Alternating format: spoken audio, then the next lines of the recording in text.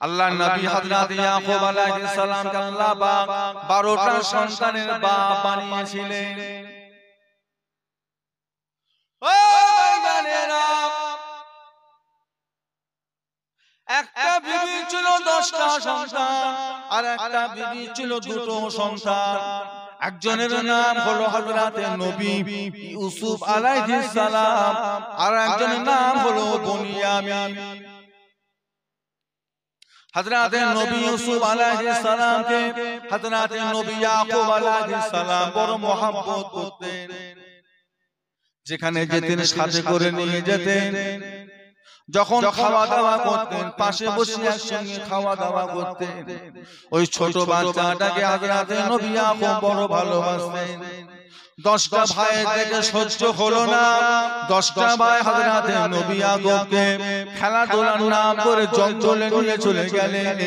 জঙ্গলে নিয়ে চলে গিয়ে উলঙ্গ করে দিয়ে হযরত নবী ইউসুফ আলাইহিস সালামকে কুয়ার ভিতরে ফেলে দিলেন। তুই মরে যা, বাপ শুধু তোকেই দেখে, আমাদেরকে দেখে না, তুই মরে যা। নবীর ছেলে। ঘটনা বিশাল। আমার মূল বুঝাবার উদ্দেশ্য যতটুকু আমি অতটুকু। আল্লাহ পাক যে কোনো উপায়ে হযরত নবী ইউসুফ আলাইহিস সালামকে কুয়া থেকে উপরে তুলে আনলেন। ও ভাইয়েরা, মিশরের বাজারে বিক্রি করতে গেলেন দুজনা মানুষ। আল্লাহ রাব্বুল আলামিন হযরত নবী ইউসুফকে এত সুন্দর দেখতে করেছিলেন, সবার শখ ইউসুফকে কিনে বাড়িতে নিয়ে যাবে। এত টাকা দাম উঠে গেল, কিনার কারোর ক্ষমতা হলো না। হযরত নবী ইউসুফ আলাইহিস সালামকে মিশরের বাদশা কিনে বাড়িতে নিয়ে চলে গেলেন। এমন একটা সময় এলো মিশরের জমিনে হযরত নবী ইউসুফ আলাইহিস সালাম মিশরের জমিনে বাদশা হয়ে গেলেন। একটু মহব্বতে বলুন না। নবী মানে গরিব, নবী মানে ভিখারির বাচ্চা, কি বলছেন? নবী মানে গরিব। সুলাইমান নবীকে আল্লাহ তামাম পৃথিবীর রাজত্ব করার ক্ষমতা দিয়েছেন। নবী ইউসুফ আলাইহিস সালামকে আল্লাহ মিশরের জমিনের বাদশা করেছিলেন। তবে নবীরা গরিবানা জিন্দেগিটাকে বড় পছন্দ করতেন।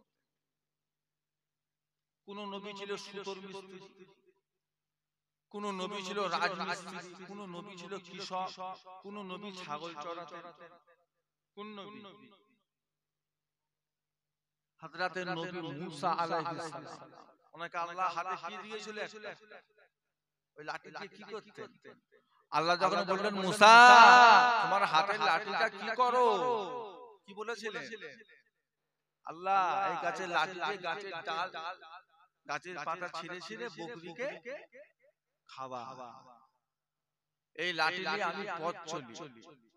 আল্লাহ বলে হাতের লাঠিটা একবার জমিনে ফেলো না। যেই জমিনে ফেললো বিশাল এক বড়। তাহলে নবী মুসা আলাইহিস সালাম কি চড়াতেন? ছাগল চড়াতেন। নবী ইব্রাহিম আলাইহিস সালাম কি ছিলেন? রাজমিস্ত্রি। আল্লাহর কাবাকে নির্মাণ করেছেন, আল্লাহর কাবা তৈরি করলেন ইব্রাহিম আলাইহিস সালাম। কাজ না জানলে কি তৈরি করা সম্ভব?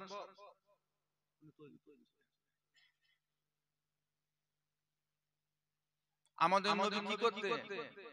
ব্যবসা। আল্লাহর নবী ব্যবসা সূত্রে জওয়ান যুবক বয়সে সিরিয়ায় গেছেন না জানেন? আমার নবী ব্যবসা করতেন। আমাদের মতো ঘরে শুয়ে থাকতেন না। প্রত্যেকটা নবী যেটার হালাল উপায় করার জন্য দেশ বিদেশ যেতেন, সাহাবারা যেতেন। যেমন রাসূল পাকের দরবারে সাহাবারা এসে বসতেন, আবার হালাল পয়সা রোজগার করার জন্য সাহাবারা এক দেশ থেকে আরেক দেশে যেতেন, কাজ কাম করতেন। হযরত নবী ইউসুফ আলাইহিস সালাম মিশরের জমিনের বাদশা হয়ে গেলেন। ও ভাইজানেরা, এমন একটা সময় এলো গোটা মিশরের জমিনে খরা দেখা দিল, গোটা মিশরের জমিনে খরা হয়ে গেল। বাদশাহ হুকুম করলো, যার যেটা যা প্রয়োজন আমার থেকে সে নিয়ে যাও, আমি সবাইকে দান ধান করব, আমি সবাইকে দান খাইরাত করব, আমার থেকে সে নিয়ে যাও। সবাই এসে নিয়ে যেতে লাগলো। হযরত নবী ইউসুফ আলাইহিস সালামের 10 জন ভাই তারাও রাজা দরবারে হাজির হয়ে গেলেন। রাজ দরবারে প্রবেশ করে গিয়ে বলে, আমরা হলাম এই জামানার নবী হযরত নবী ইয়াকুব আলাইহিস সালামের সন্তান, আপনি আমাদেরকে কিছু ভিক্ষা দেন, কিছু সাহায্য করুন। হযরত নবী ইউসুফ আলাইহিস সালাম বুঝতে পেরেছিলেন এরা হলো আমার সেই 10 ভাই যারা আমাকে নিয়ে করে কুয়ায় ফেলে দিয়েছিল। উনি শাস্তি দিয়েছিলেন না আল্লাহর রাস্তায় maaf করে দিয়েছিলেন। 6 বছরের বাচ্চাকে কুয়ায় ফেলে দিয়েছিল। ভাইদের করে একদিন রাখলেন, খাতির যত্ন করলেন, পরের দিনকে 10টা উট বুঝাই করে মাল দিলেন। আর কি করলেন, উট বুঝাই করে মাল দিয়ে যখন চলে যাচ্ছে বললেন, আপনার আব্বাকে দিয়ে আমার সালাম দেবেন, আর আপনার আব্বার শরীরটা কেমন আছে? ছেলেরা বলছে আব্বা ভালো আছে, তবে আব্বার দুটো চোখ অন্ধ হয়ে গেছে। আহা, কি করে? না, আমাদের একটা ছোট ভাই ছিল, নাম ছিল ইউসুফ। ওই ইউসুফকে বাঘে খেয়ে ফেলেছিল, তো সে দুঃখে কষ্টে কেঁদে কেঁদে আব্বা দুটো চোখে। তাহলে নবীরাও বাচ্চা কাচ্চাদের মহব্বত করতেন না? কিন্তু আল্লাহ পরীক্ষা নিয়েছে, আল্লাহ নবীদের পরীক্ষা নিয়েছে।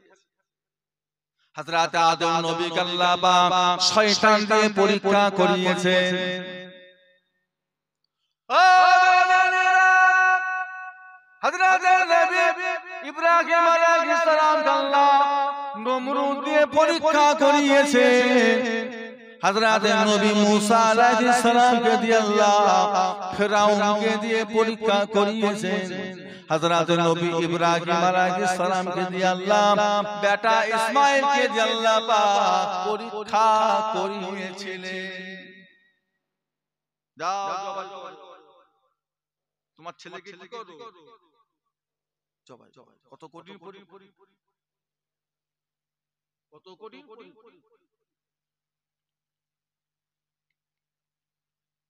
বলছে আব্বা দুটো চোখে অন্ধ হয়ে গেছে। হ্যাঁ বলছি একটু দাঁড়া। হযরত নবী ইউসুফ আলাইহিস সালাম রাজ দরবারে প্রবেশ করলেন, নিজের একটা পরনার জামা সাথে করে নিয়ে বাইরে বার হয়ে এলেন। ও ভাইজানেরা, জামাটা নিয়ে হযরত নবী ইউসুফ আলাইহিস সালাম ভাইদের হাতে তুলে দিলেন। ভাইদের হাতে জামাটা তুলে দিয়ে বলে, যান চলে যান, এই জামাটা নিয়ে চলে যান। এই জামাটা নিয়ে গিয়ে হযরত নবী ইয়াকুব আলাইহিস সালামের চোখে মুখে একটু বুলিয়ে দেবেন, জামাটা নিয়ে চলে যান। জামাটা নিয়ে চলে যাওয়া হলো। জামাটা নিয়ে 10 ভাই মিলে আব্বার কাছে হাজির হয়ে বলে, আব্বা জান, রাজ দরবারে গিয়েছিলাম, রাজা একটা পরনার জামা দিয়েছে, যেই জামাটা আপনার চোখে মুখে বুলাবার কথা বলেছে, জামাটাকে আপনার কাছে নিয়ে আসবো। জামাটা নিয়ে আসা হলো। সেই জামাটা নিয়ে হযরত নবী ইউসুফ আলাইহিস সালামের জামাটা নিয়ে হযরত নবী ইয়াকুব আলাইহিস সালাম চোখে মুখে বুলাতে লাগলেন, চোখে মুখে বুলাতে লাগলেন। আল্লাহর হুকুম হয়ে গেল, হযরত নবী ইয়াকুব আলাইহিস সালামের চোখের জ্যোতি আল্লাহ ফিরিয়ে দিলে। একটু মহব্বতে বলুন না, কে ভালো করলো?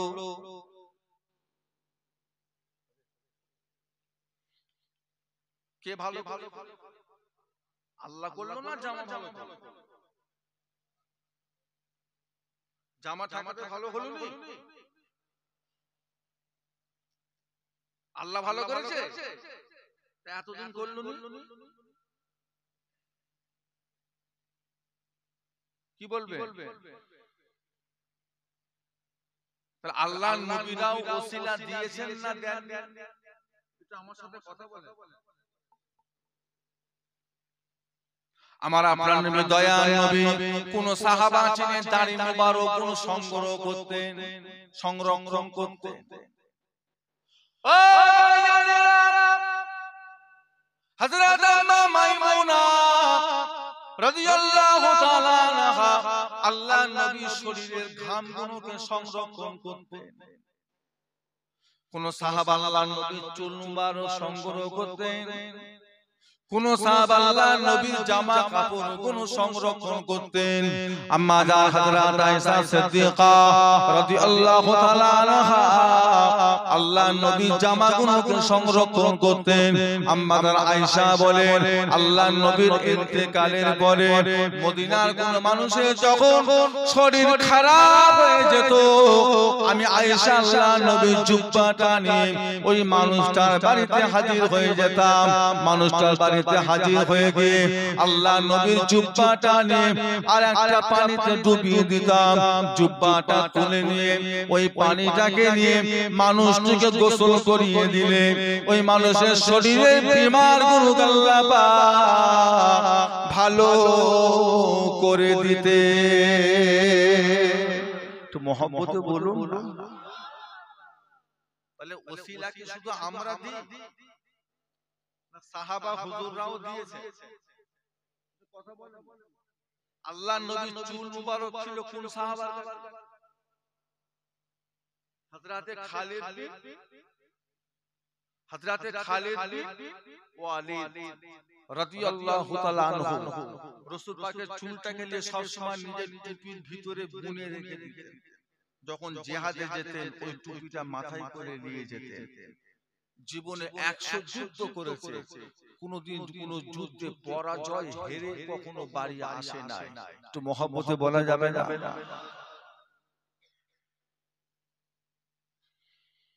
ওসিলা মাজার ওয়ালা থেকে চাইবো না, মারা গেছে, ইন্তেকাল করে গেছে, মানে তার আমলের দরজা, এই বিশ্বাসটা আমাদেরকে রাখতে হবে। নবীদের ব্যাপার ছিল, তবে আমলের দরজা আমাদের বন্ধ হয়ে যাবে, কারো দরজা খোলা থাকবে না। তবে আল্লাহ রাসূল আমার আপনার নবী দয়ার নবী বলেন আমলের দরজা বন্ধ হয়ে যাবে। প্রতিটা ঈমানদারের জন্য আল্লাহ পাক তিনটি দরজা আল্লাহ খোলা রেখে দেবেন। জোরে বলুন ও ভাইয়েরা, এক নাম্বার দরজার নাম হলো ইল্লা মিন সাদাকাতিন জারিয়াতি। তার ভিতরে এক নাম্বার দরজার নাম হলো সাদকায়ে জারিয়া। সাদকায়ে মানে সাদকা মানে আর জারিয়া মানে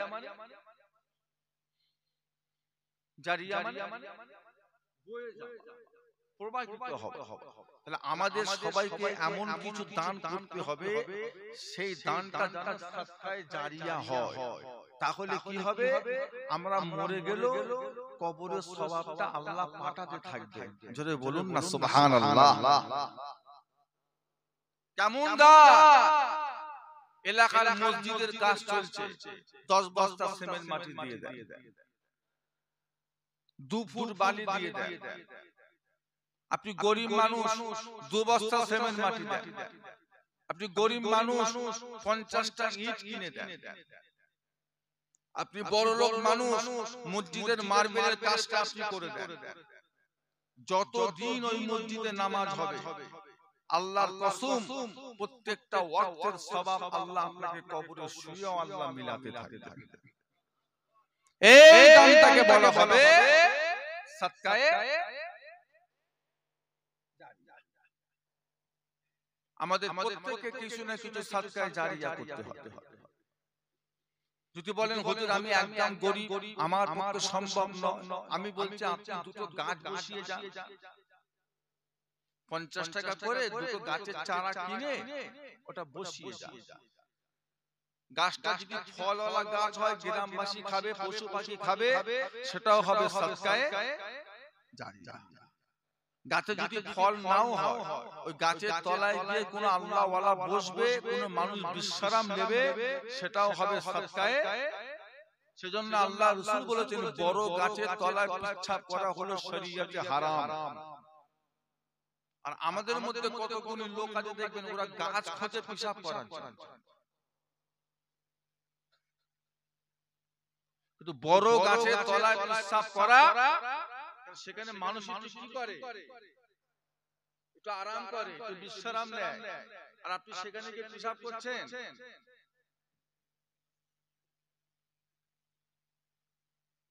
একটা রাস্তা করে দিলে যতদিন মানুষ যাতায়াত করবে কবরে শুয়ে সওয়াব পাবে। দুটো কোরআন শরীফ কিনে মাদ্রাসায় হাদিয়া করে দিলেন, আল্লাহর রাস্তায় দান করে দিলেন, আপনি দিয়ে দিলেন। যতদিন মাদ্রাসার ছেলেরা সেই কোরআনগুলো পড়বে আপনি কবরে শুয়ে শুয়ে সওয়াব পাবেন। একটা উযুখানা করে দিলেন, যতদিন মানুষ উযু করবে কবরে শুয়ে সওয়াব পাবে। একটা পুকুর করে দিলেন, একটা শানের ঘাট করে দিলেন, একটা টিউব কল করে দিলেন, যতদিন মানুষ পানি খাবে ততদিন আপনি কবরে শুয়ে সওয়াব পেতে থাকবেন। একটু মহব্বতে বলা যাবে না, একটু ভালোবাসায় বলা যাবে না? সাদকায়ে জারিয়া আমাদের প্রত্যেককে কিছু না কিছু করতে হবে না? যার উপর আশা থাকবে যে আমার মূল দরজা বন্ধ হয়ে গেল, সাইড দরজা যেন খোলা থাকে। আমার আপনার নামে দয়াল নবী নূর নবী বলেন, দ্বিতীয় নাম্বার প্রতিটা ঈমানদারের জন্য আল্লাহ পাক আরেকটা দরজা খোলা রেখে দেন। ও ভাইরা, দ্বিতীয় নাম্বার হলো আল্লাহ আরেকটা দরজা খোলা রেখে দেবে। নিজে নামাজ পড়েছি, 5 জনকে নামাজ শিখিয়েছি, নিজে রোজা রেখেছি, 5 জনকে রোজা রাখা শিখিয়েছি, নিজে মা বাপের খেদমত করি, 5 জনকে মা বাপের খেদমত করা শিখিয়ে দিয়েছি, নিজে ভালো কাজ করে 10 জনকে শিখিয়েছি, নিজে দান করে 10 জনকে শিখিয়েছি। আপনি মারা যাবেন, আমি মারা যাব, আমাদের শেখানো মানুষগুলো তারা যতদিন দুনিয়ায় ভালো কাজগুলো করে যাবে, প্রতিটা কাজের সওয়াব আল্লাহ পাক আপনাকে আমাকে কবরে শুয়ে আল্লাহ মিলাতে থাকবেন। জোরে বলুন, তো জোরে বলুন না। আল্লাহ রাসূল বলে, বাবা সাহাবারা বলো তো দেখি আমার উম্মতদের ভিতরে সবচাইতে ভালো কাজ কোনটা, ভালো কাজ কোনটা? সাহাবা হুজুর ইয়া রাসূলুল্লাহ হাবিবাল্লাহ, আমাদের থেকে ভালো আল্লাহ রাসূল তিনারা ভালো জানেন। আল্লাহ রাসূল বললেন, বাবা সাহাবা কোরআন পড়া, কোরআনের শিক্ষা দেওয়া, এটা হলো সবচাইতে উত্তম কাজ। আমার সাহাবাদের ভিতরে যারা কোরআন পড়বে, কোরআনের জিকির করবে আর কোরআনের তালিম দেবে, কোরআন পড়ানো মানুষটা মারা যাবে। যারা যতদিন কোরআন পাক তেলাওয়াত করে যাবে, প্রতিটা দিনের সওয়াব আল্লাহ পাক ওই বান্দার কবরে শুয়ে আল্লাহ মিলাতে থাকবেন। জোরে বলুন। এই রকম কাজ কিছু করে যাবে। বলে হুজুর আমি তো কোরআন পড়া জানি না, সূরা ফাতিহা জানি, সূরা নাস জানে, সূরা ফালাক জানে, হ্যাঁ সূরা কাউসার জানে, সূরা 3 জানে, যতটুকু যা জানে নাতি পুতিতে করে ওটাই শিখিয়ে দেয়, পাড়ার ছেলেগুলোকে ধরে বেঁধে ওটাই শিখিয়ে দেয়। আপনি কবরে চলে যাবেন, যতদিন ওরা করে যাবে ওই সূরা পড়ে তারা যতদিন নামাজ পড়বে, আল্লাহ সওয়াবের কিছুটা অংশ আল্লাহ আপনাকে কবরে শুয়েও আল্লাহ মিলাবে রাখবেন। কিছু শিখিয়ে যান। আবার ঠিক একই রকম নিজের লটারি কেটেছে 10 জনকে শিখিয়েছে, নিজে বিড়ি খায় 5 জনকে শিখিয়েছে, নিজে গাঁজা খায় আরো 2 জনকে শিখিয়েছে, নিজে মদ খায় আরো 3 জনকে শিখিয়েছে। ও বাবাজি, তুমি বুড়ো বয়সে দাঁড়িয়ে রেখে মুসল্লি হয়ে কবরে গেলে, আর যাদেরকে শিখিয়ে গেলে তারা এখনো জারি রেখেছে ওই কাজ, তোমার শেখানো কাজ, তোমার খেদমত তারা জারি রেখে দিয়েছে। ওদের একটা গুনার অংশ কিয়ামত পর্যন্ত আল্লাহ তোমার কবরে মিলাবে। বলো নাউযুবিল্লাহ। লটারি মাঝে একটু দমে গেছে, এখন দেখি আবার জেগে উঠেছে। প্রত্যেকটা বাজারে দুটো তিনটে চারটে করে লটারির দোকান হয়েছে না হয়?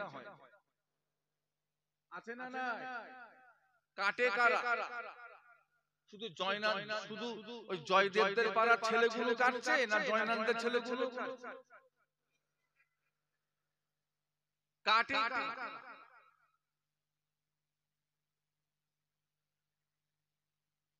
মহিলা সমিতি, গ্রুপ লোন, বন্ধন ব্যাংক, কোন পাড়া বাদ আছে? এদিকে জেগের করে মাথা ফেটে গেছে, যার হাতে খেয়ে জেগের করতে গেছে সুদের সাথে। আপনি নামাজি হলে কি হবে? আপনার বৌমা সুদের সাথে জড়িত, তার হাতে খেয়ে আপনি নামাজ পড়তে যাচ্ছেন, আপনার নামাজটা কতটুকু কবুল হবে?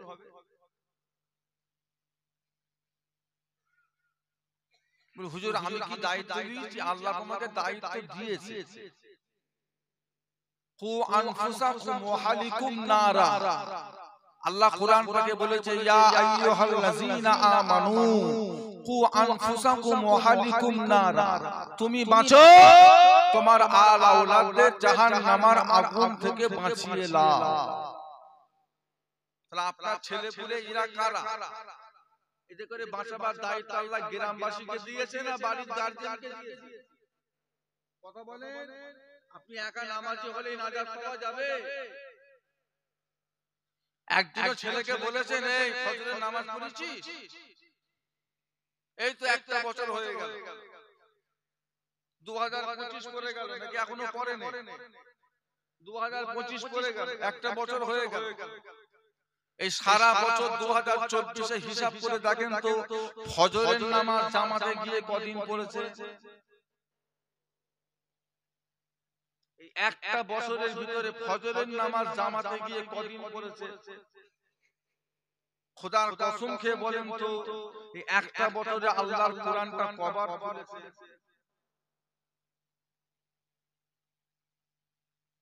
বলে একটা বছর পার হয়ে গেল, সারা বছরের ভিতরে জুমার দিনে মসজিদে গিয়ে 22 রাকাত নামাজ কবার পড়েছে? বছরের জুমা কটা? 52টা। এই 52টা জুমার ভিতরে কটা জুমার দিনে পরিপূর্ণ নামাজ পড়ে মসজিদ থেকে নেমেছে? হিসাব করে বলেন তো দেখি 2024 কদিন হয়েছে? কদিন করেছে? এলাকার খবর কি? আপনার এলাকার খবর কি? ছেলেরা বাড়তি নামাজ পড়ে না ওসব তুলে দিয়েছে? 50-50 না তার থেকেও কম?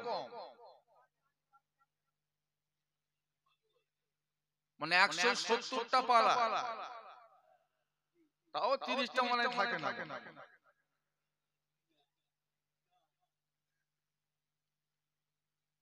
জুমার ওয়াক্তে ক রাকাত নামাজ? সব জানে না কেন? এখন জেগে ঘুমালে চলে যায়? আমি জেগে ঘুমাই, আমি যদি সত্যি ঘুমাই দুবার তিনবার ডাক কই গো ভাইয়া হুজুর ভাই উঠো উঠো। এখন আমি জেগে যদি শয়তানি করে ঘুমাই, লাথি মারলেও উঠবো, মাথায় পানি ঢেলে দিলেও উঠবো। কেন বলেন তো? ওরে বাবার আমি তো জেগে আছি, আমি তো ঘুমাইনি, আমি তো জেগে মনের মতো করে আছি, আমি উঠবো না। এখন 22 রাকাত নামাজ এটা কম বেশি সবাই জানে। এখন যদি না পড়ে কি করবে? মসজিদে লাঠি নিয়ে ফিরবেন, দুমদারাক্কা করে মারো। তাহলে আপনি আপনার ছেলেটাকে ঠিক করেন এই নামাজ পড়ে না, উনি ওনার ছেলেটাকে বলুন, উনি ওনার ছেলেটাকে বলুন, উনি ওনার ছেলেটাকে বলুন। পরিবেশ এমনি ভালো ভালো, পরের ছেলেকে বলতে যাবেন বেকার ঝামেলা হবে, দরকার নেই। আপনি আপনারটাকে বলেন এই নামাজ পড়ে না। জুমার এমন নামাজ হলো 22 রাখা, সেখানে আমাদের ছেলেরা পড়ছে শুধু 2 রাখা, 20 রাকাতের কোনো খবর নেই। 2024 চলে গেল, 52টা জুমা হয়েছে, আমার মনে হয় একটা দিনও হ্যাঁ একটা দিন পুরো নামাজ পড়েছে একটা জুমা, কথা বলেন না, পুরো পড়েছে বলে মনে হচ্ছে কি আপনাদের একটা দিন আখরি জোহর লাগবে না, আখরি জোহর লাগবে না, লাগবে মুজাদ্দিদুজ জামান দাদা হুজুর কিবলা রাহমাতুল্লাহ আলাইহিকে মানে আমি তার আওলাদ বলে তারা আপনারা আমাকে সম্মানের সাথে দাওয়াত করে নিয়ে এলেন, বাড়িতে বসালেন, খাওয়া দাওয়া করালেন। আমার মতো কত সাফিউল্লাহ এরেল বেরেল তেলের হই হই করে ঘুরছে, কেউ ফিরেও তাকায় না। মানুষ আমার মুখের দিকে তাকিয়ে আছে তার একটা কারণ, না আমার দাদা পীরের আওলাদ কত মহব্বত করে, কত ভালোবাসে। কিন্তু শুধু মুখে বললে তো হবে না, বা কাজে করে দেখা, তোমার কাজে ফাঁকি, তুমি আখির জোহর নামাজই পড়ছো না, অথচ বলছো আমি দাদা হুজুর মানি। এটা কি মানা হলো? শরিয়তের মাসলা হলো ওই পানিতে উযু করা জায়েজ হবে যেই পানির ভিতরে 3টে গুণ পাওয়া যাবে। কটা গুণ? একটা হলো পানির রং, একটা হলো পানির স্বাদ, আর একটা হলো পানির খুশবু। পানির রং, পানির স্বাদ আর পানির খুশবু, এই 3টে যদি ঠিক থাকে সেই পানিতে উযু বলেন হবে। এই 3টের ভিতরে একটা যদি নষ্ট হয়ে যায়, ওই পানিতে উযু করলে উযু হবে? মনে করেন পানি খুশবু ঠিক আছে, পানি রং ঠিক আছে, পানিটা যখন গালে দিচ্ছেন তেতো, ওই পানিতে উযু হবে? হবে না। কেন? পানির 3টে গুণের ভিতরে একটা গুণ কি হয়ে গেছে? নষ্ট হয়ে গেছে। পানির খুশবু ঠিক আছে, পানির স্বাদ ঠিক আছে, পানির রংটা কালো হয়ে গেছে, ওই পানিতে উযু হবে? কথা বলে হবে না। কেন? পানির একটা গুণ নষ্ট হয়ে গেছে। তাহলে কি করতে হবে? যে পানির গুণ নষ্ট হয়ে যায় সেই পানিতে উযু হয় না, ভালো পানি দিয়ে আপনাকে উযু করতে হবে। এখন ভালো পানি যদি না থাকে তাহলে কি করতে হবে? ভালো পানি আপনার কাছে নাই, তখন আপনি কি করবেন? না, শুধু তায়াম্মুম করলে হবে না। যেহেতু পানি আছে, যেহেতু পানি আছে, শরীয়তের মাসলা হলো যেই পানিটার একটা গুণ নষ্ট হয়ে গেছে তুমি ওই পানিতে উযু করো, আর তোমার উযুটাকে আরো মজবুত করার জন্য তুমি এবার তায়াম্মুম করো। তাহলে একটা করতে হলো না, দুটোই করতে হলো। শরীয়তের মাসলা হলো গ্রামের জুম্মার নামাজ চলবে না, গ্রামের জুম্মার নামাজ হবে না। জুম্মার নামাজ পড়তে গেলে কোথায় যেতে হবে? শহরে যেতে হবে। শহরে যে সমস্ত শর্তগুলো আছে সেগুলো আমাদের এলাকায় পাওয়া যায় না, আমরা পাই না। তাই আমরা গ্রামে জুম্মার নামাজ পড়ি, আর আমাদের জুম্মার নামাজটাকে আরো দৃঢ়তার সাথে মজবুত করার জন্য আমরা 4 রাকাত আখির যোহর নামাজ। কথা বুঝতে পারেন? আপনি ছেড়ে পালাচ্ছেন শুধু। দাদা হুজুর বলেছে যে ব্যক্তি জুম্মার নামাজ পড়বে না তার সেই দিনে যে ব্যক্তি আখির যোহর পড়বে না তার সেই দিনে জুম্মার নামাজটাই হবে না।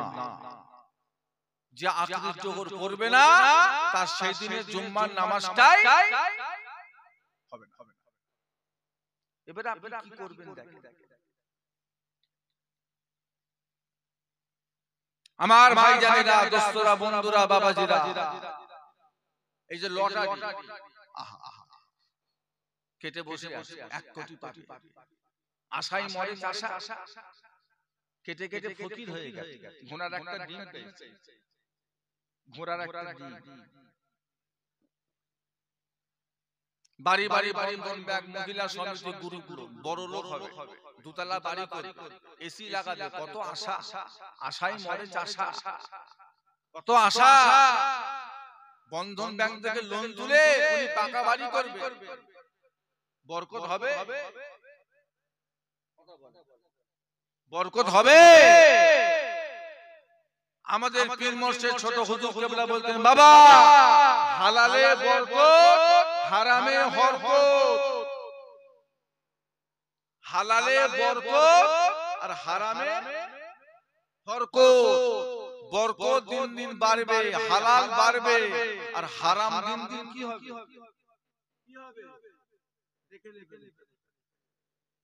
গোটা এলাকা ঘুরে আমাকে একটা ঘর দেখাতে পারবে যে হুজুর এদের আগে কিচ্ছু ছিল না, লটারির টিকিট কেটে আর বন্ধন ব্যাংকের লোন তুলে এরা এখন বিশাল কিছু করে ফেলেছে, দেখবেন চলেন। এরকম একটা ঘর আমায় দেখাতে পারবে?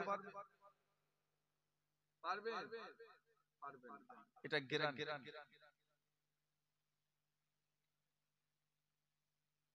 হালাল জিনিস বাড়বে, হারাম জিনিস কমবে, কোটি কোটি টাকা হলো কমে যাবে, কোনো হিসেব পাবেন না। বিশ্বাস যদি না হয় তাহলে আমার একটা প্রশ্নের জবাব দেন, বছরে শোরের কটা বাচ্চা?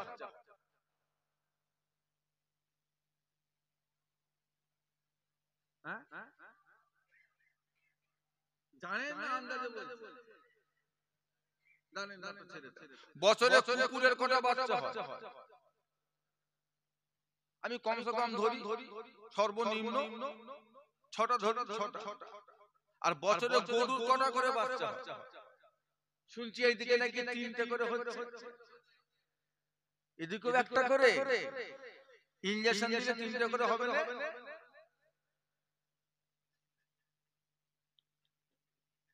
আশপাশে কোথাও কুকুর টুকুর কসাইখানা আছে, খবর টবর পেয়েছে যে ওখানে ঝুলিয়ে কুকুর বিক্রি হচ্ছে, এরকম খবর টবর পেয়েছেন আপনারা যে ওই এলাকার লোক কুকুর খায়?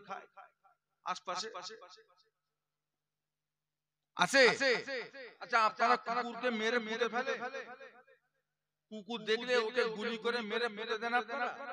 কোনদিন করেছেন এরকম? গরু খান, হাহু দেন না। সপ্তাহে কদিন? সপ্তাহে কদিন হয়? সব দিন? চিন্তা বলে হুজুর ওইটা খেয়ে তো মুসলমান আছে। হ্যাঁ, নামাজ নিয়ে রোজা নিয়ে ইফতারি করতে এসে বলছি ইফতারি না খেলে আমি তো কাফের হয়ে যাব। ইফতারিটা খেতে দে আমাকে, নামাজও পড়িনি রোজাও রাখিনি, তা বলি ইফতারি খাবো না? তাহলে গরু শুধু 24 পরগনার লোকেরাই খায়, আপনাকেও খায় না? হাওড়া, হুগলি, মেদিনীপুর, মেদিনীপুর, আপনার বাঁকুড়া, পুরুলিয়া, বীরভূম, মুর্শিদাবাদ, মালদা, দিনাজপুর, শিলিগুড়ি খায়? গোটা পশ্চিমবাংলা খায় না গোটা ভারত খায়? শুধু ভারত খায় না, গোটা পৃথিবী খায়। আচ্ছা, একটা করে বাচ্চা করে এত লোক খায় কি করে? বাচ্চা হচ্ছে কটা করে? এত জায়গায় যাবে কি করে? ও তো হবে কি করে?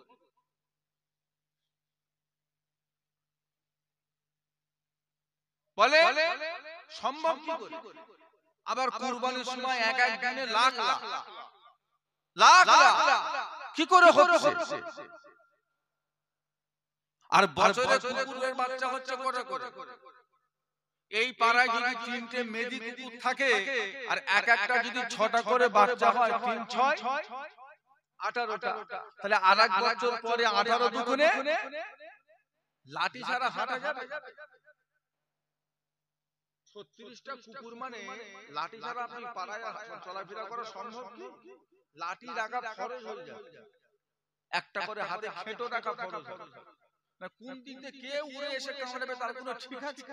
36টা কুকুর, 3টে কুকুরের জ্বালায় বাঁধা যায় না, 36টা মানে বুঝতে পারছেন? ও বাবা, কুকুরে বরকত না গরুতে?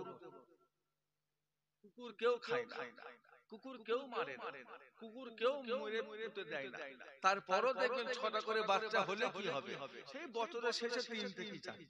কথা ঠিক না? আর গরুর বছরে বাচ্চা হচ্ছে প্রতিদিন খাচ্ছে, শেষ হয়েছে। কোনদিন কসাইওয়ালা বলেছে যে এখন 1 মাসে শুনি গোশার পাওয়া, গরু আর পাওয়া যাচ্ছে না? কোনদিন বলেছে? যখনই যাচ্ছে খালি বলছে কত লিবি, তোর কত লাগবে, বলছে 500। 500 কি রে খাবে, 1 কেজি নিয়ে যা, টাকা পরে দিবি, ধর 1 কেজি নিয়ে যা। কেন?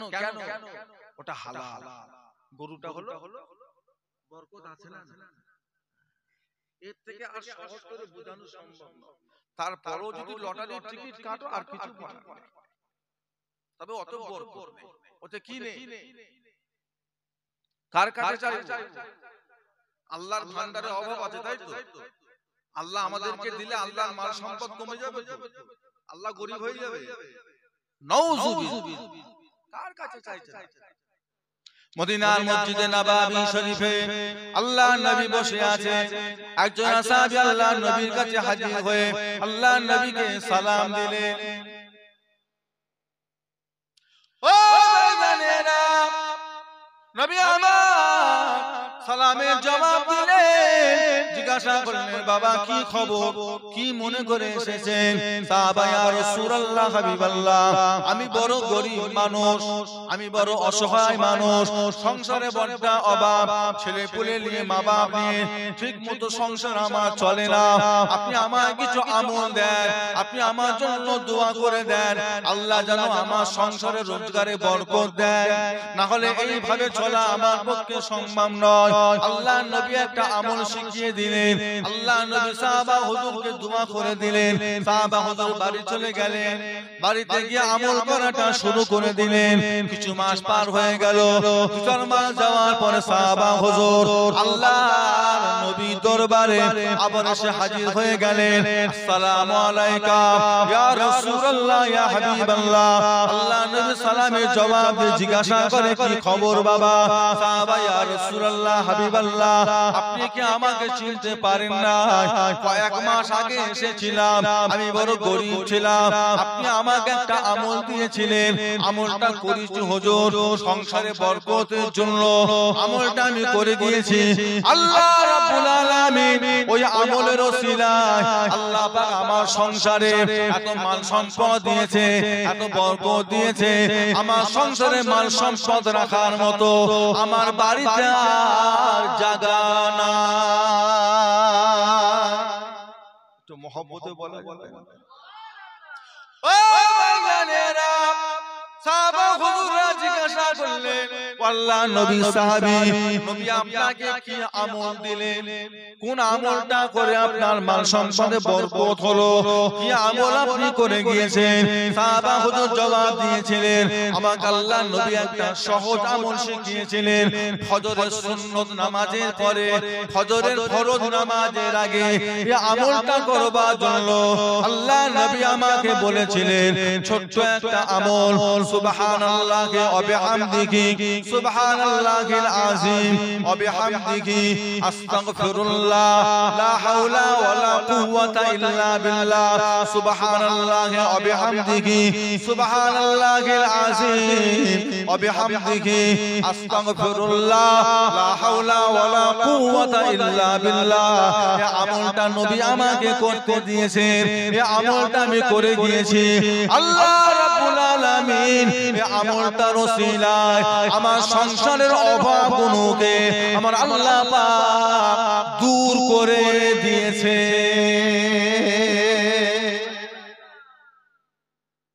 আপনি দুদিন করে, 2 সপ্তাহ করে, 1 মাস করুন আমলটা।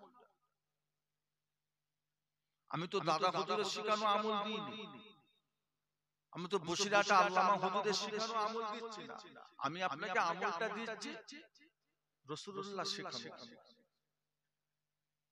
আশা করি এর উপর তো আপনার সন্দেহ থাকার কোনো কারণ হয় না। দুদিন করেন আমলটা, দেখেন আল্লাহ বরকত দেয় কি দেন না। তবে তাকদীরকে মানতে হবে। আল কাদিরে খাইরিহি ওয়া শাররিহি মিনাল্লাহি তাআলা জীবনের ভালো এবং মন্দ এটা কার তরফ থেকে ফয়সালা হয়? সকলে মিলে বলুন না। এটার উপর আমাদেরকে ঈমান আনতে হবে না? এটার উপর বিশ্বাস আনতে হবে। তাকদীরে আল্লাহ যেটা লিখে দিয়েছে এর থেকে বাড়বেও না। এই ফয়সালাটা মানে রাখতে হবে। পরের থেকে হিংসা করা যাবে না। আপনার তাকদীর আল্লাহ যতটুকু দিয়েছে তার উপরে আপনাকে আমাকে সন্তুষ্ট হতে হবে। বলুন ইনশাআল্লাহ। সকলে মিলে বলুন না। এবার দরুদ শরীফ আল্লাহুম্মা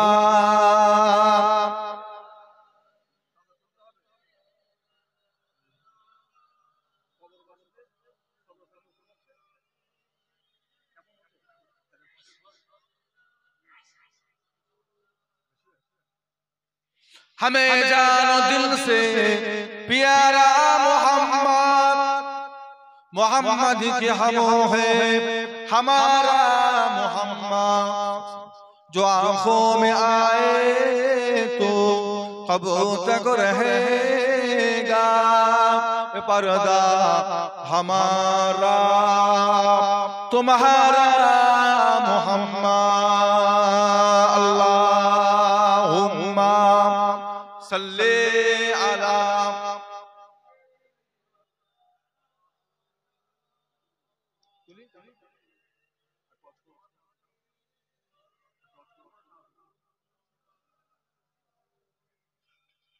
আমার ভাইজানেরা, আমার দোস্তরা, বন্ধুরা, বাবাজিরা, পরহেজ করবেন তো? হারামকে পরহেজ করবেন তো? বলুন না ইনশাআল্লাহ। অভাব অনটন দুঃখ কষ্ট সব কাকে শোনাবে? কাকে? আল্লাহকে। আল্লাহর ভান্ডারে কিছু অভাব নেই। আল্লাহ আমাদেরকে দিচ্ছেন না, না আমরা চাইতে পাচ্ছি না? আমরা চাইতে পাচ্ছি না। দুফোঁটা চোখের পানি ফেলে আল্লাহর কাছে চান, সব অভাব আল্লাহ পূরণ করে দেবেন। আল্লাহ সবাইকে দিয়েছে, আল্লাহ আপনাকে কেন দেবেন না? আল্লাহ আপনাকে ভালোবাসে বলেই তো মানুষ করে পাঠিয়েছে। আল্লাহ ভরণ পোষণের দায়িত্ব কে নিয়েছে? বান্দার ভরণ পোষণের দায়িত্ব কে নিয়েছে? ওমা মিন দাআবাতিন ফিল আরদি ইল্লা আলাল্লাহি রিজকুহা। আসমানের নিচে আর জমিনের উপরে যত মাখলুক আছে প্রত্যেকের রিজকের জিম্মাদার কে নিয়েছে? আল্লাহ। জান কবজ করার ফেরেশতা আছে আজরাইল ফেরেশতা, ওহী আনবার ফেরেশতা আছে,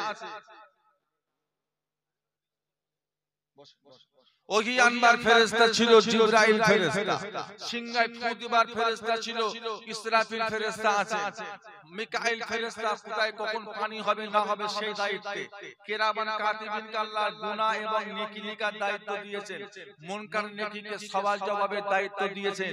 আর রিজকের দায়িত্বটা আল্লাহ কোনো ফেরেশতাকে দেননি, আল্লাহ স্বয়ং নিজের কাছে রেখে দিয়েছেন। একটু মহব্বতে বলা যাবে না? রিজকের দায়িত্ব যদি আল্লাহ ফেরেশতাকে দিত, বেনামাজি মানুষকে গলা টিপে মেরে ফেলতো, খেতেই দিত না। তোরা নামাজ পড়বি, ভাত খাবি, তোদের রিজেক গলা টিপে মেরে ফেলতো। সেজন্য আল্লাহ দায়িত্ব নিজে নিয়েছে। তা বলে এমন কোন কাজ, এমন কোন অগিয়াত নোংরামি করবেন না যাতে আমার আল্লাহ কষ্ট পাবে। একটা কথা মাথায় রাখবেন, আপন বলে কেউ নেই, আমাদের আপন হলেন আল্লাহ এবং আল্লাহ রাসূল। বলুন না ইনশাআল্লাহ। সকলে মিলে বলেন না। আমার ভাইজানেরা, দোস্তরা, বন্ধুরা, বাবাজিরা, বক্তা সাহেব, রাত অনেক হয়ে গেছে, পৌনে 1টা বাজে, দোয়া হবে। আজকের মাহফিলে আখিরি মুনাজাত হবে। আবার যদি আল্লাহ কোনদিন এই গুনাহগারকে যদি আল্লাহ নিয়ে আসেন, আবার আলোচনা হবে। এখন আমাদের মাহফিলটা এলাকার কবরবাসী রুহের মাগফিরাতের মাহফিল। কম বেশি আল্লাহ কারে প্রতি বছরই আপনারা করে থাকেন। এক এক বছরে ফুলফুরা দরবার শরীফ থেকে একটা পীরের আওলাদ আসে। আমার রিজিক আল্লাহ আজকে আপনাদের পাড়ায় রেখেছিলেন বলে আল্লাহ এই গুনাহগারটাকে আপনাদের পাড়াতে আল্লাহ আজকে হাজির করে দিয়েছে। বুঝলে? এখন বলে সামনের বছর এই মাহফিলটা আল্লাহ হয়, আবার হবে। এত কটা বাপ ভাই বসে আছেন, কারোর বাপ আছে তো মা নেই, মা আছেন তো বাপ নাই, অনেকের মা বাপ দুজনে নাই, কেউ নেই। আল্লাহ তাকে সারা দিয়ে কবরবাসী হয়ে গেছে, আল্লাহ তাকে সারা দিয়ে দুনিয়া থেকে বিদায় নিয়ে চলে গেছে। তেনাদের রূহের মাগফিরাতের জন্য, তেনাদের কবরের শান্তির জন্য, তেনাদের আখিরাতের নাজাতের জন্য এতগুলি বাপ ভাইরা বসে আছেন। কে আছেন বলেন? সামনে বছরে এই মাহফিলটার উদ্দেশ্যে, এলাকার কবরবাসী কবরের রূহের মাগফিরাতের উদ্দেশ্যে 2000 টাকা